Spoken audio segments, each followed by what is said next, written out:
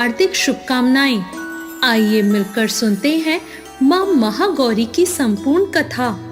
नवरात्रि का 8वां दिन एक ऐसी देवी को समर्पित है जो तपस्या, शुद्धता और सौंदर्य का प्रतीक है, जिनका रूप इतना दिव्य है कि चांद भी उनके सामने फीका पड़ जाए। वो है माँ महागौरी।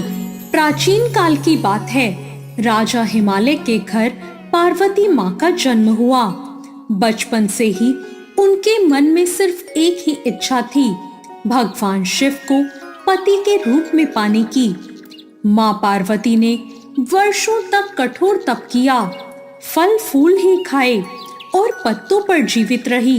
बाद में उन्होंने अन्न और जल को भी त्याग दिया और कठोर तप किया। उनकी तपस्या इतनी कठिन थी कि उनका शरीर काला पड़ गया। एक दिन भगवान शिव उनकी तपस्या से प्रसन्न हो गए और उनके सामने प्रकट हो गए।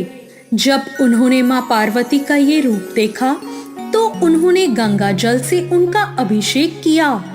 जैसे ही गंगा जल उनके शरीर पर पड़ा, उनका रूप अत्यंत उज्जवल और गोरा हो गया और उसी क्षण वो बन गई माँ महागौरी। उनके उस गोरे रंग के कारण वो माँ महागौरी कहलाई। इसके बाद भगवान शिव ने उन्हें अपनी पत्नी के रूप में स्वीकार कर लिया और इस प्रकार उनका विवाह संपन्न हुआ। उनका ये रूप शुद्धता, प्रेम और तपस्या की जीत का प्रतीक है। माँ महागौरी हमें सिखाती हैं, सच्चे प्रेम और तपस्या से सब कुछ पाया जा सकता है। माँ महागौरी का स्वरूप बहुत ही दिव्य है। वो गौर वर्ण की हैं, शांत और सौम्य हैं और सफेद वस्त्र धारण करती हैं। माँ की 4 भुजाएं हैं, एक हाथ में त्रिशूल और एक हाथ में डमरू है। माँ का एक हाथ वर मुद्रा में और एक अभय मुद्रा में है। माँ का वाहन वृषभ है। कभी कभी माना जाता है कि माँ सफेद हाथी पर भी बैठती हैं। नवरात्र में पूजा का 8वां दिन माँ महागौरी को समर्पित है। माँ की पूजा के लिए सुबह स्नान करें, सफेद रंग के वस्त्र पहने, माँ की प्रतिमा स्थापित करें, माँ को गंगा जल अर्पित करें, दीपक जलाएं, सफेद फूल चढ़ाएं, माँ को भोग अर्पित करें, माँ के मंत्र का जाप करें और अंत में आरती करें।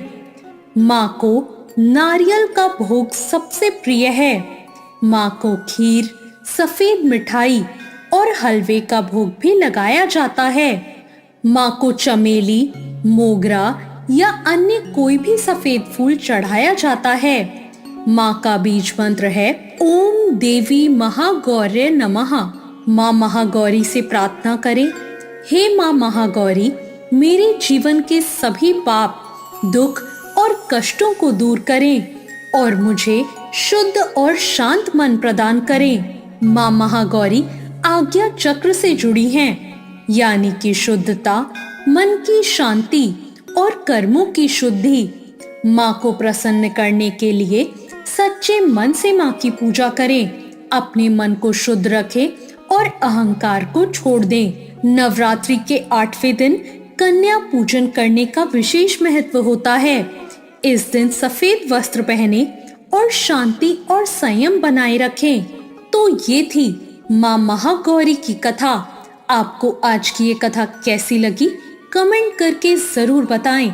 वीडियो अच्छी लगी हो तो लाइक जरूर करें, शेयर करें और अभी तक मेरे चैनल भक्ति ज्ञान को सब्सक्राइब ना किया हो तो सब्सक्राइब करना ना भूलें। धन्यवाद।